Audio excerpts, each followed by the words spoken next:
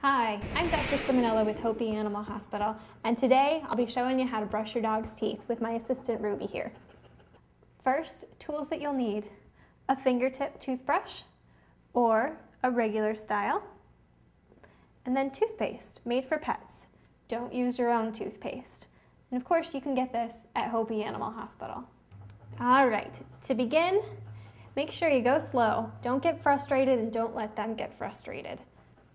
Start by just massaging their lips and then along their gums.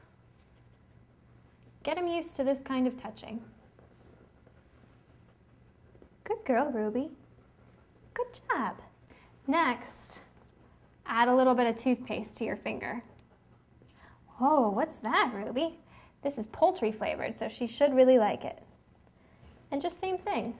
Go in circles along their gums. Good girl, Rubes. Good girl. Good job. Good job, Ruby. And then when you're ready, add the toothbrush. What's this, Ruby? Good girl. Go in small circles along the gum line. Good girl, Ruby. Good girl. That toothpaste sound tastes good, huh? Remember, go slow, have fun, don't get frustrated, and when you're done, give them a big treat. Good girl, Rube. Good girl. Yeah.